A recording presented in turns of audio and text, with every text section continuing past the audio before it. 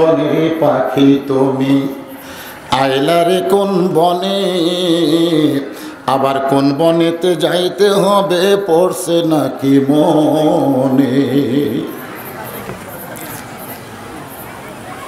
আমার মা বোনেরা কি এসেছে? আছে মা বোনেরাও আছে, ও পর্দার ব্যবস্থা আছে। এই সামনে এটা কি?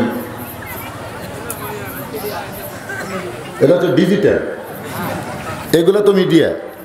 এটা যখন ভিন্ন করে রাখছে তাহলে বোঝা গেল ওইটার মাধ্যমে মা বোনেরা বক্তাকে দেখতেছে না। বক্তা দেখলে কোনো সমস্যা নাই।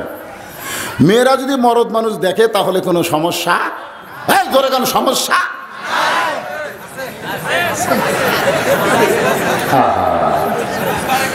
না। শোনেন, আমি কথাটা আগে বলি, মেয়েরা যদি মরদ মানুষকে দেখে তাহলে তেমন সমস্যা নাই, কিন্তু মরদ মানুষ যদি মেয়ে দেখে তাহলে সমস্যা আছে।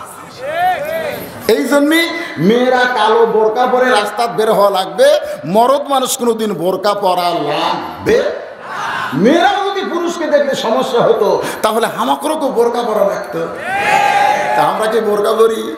তার মানে কি বুঝে আমাকে দেখ।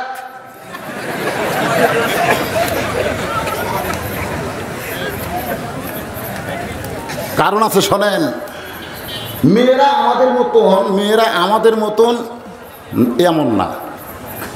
মা হাওয়াকে আল্লাহ সৃষ্টি করে আদমের চোখের ঘুম যখন ভাঙ্গা দিছে, সঙ্গে সঙ্গে আদম আলাইহিস সালাম হাওয়ার দিকে হাত বাড়াইছে। হাওয়া কিছুই কয় না। আদম আলাইহিস সালাম হাওয়ার দিকে হাত বাড়াইয়া বুকের মধ্যে যখন নিবার চায়, আল্লাহ ডাক দেয়, বলেন, আদম, তোকে তৈরি করা আমার সার্থক হয়ে গেছে।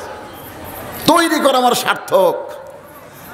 কারণ একটা সুন্দরী মেয়ে দেখার পরেও তুই যদি হাত না বাড়াতিস তাহলে আমি আল্লাহ মনে করতাম তুই হিজড়ে।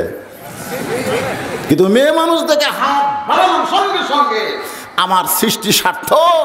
পুরুষ মানুষ মেয়ে দেখলে একটু হাত বাড়াবেই, কিন্তু মেয়েরা পুরুষ দেখলে হাত বাড়াবে না। কারণ পুরুষের চাইতে মেয়েদের ধৈর্য ক্ষমতা অনেক বেশি। এই জন্য ইফটিজিংয়ের অপরাধে মেয়েকে ধরে না পুরুষকে ধরে?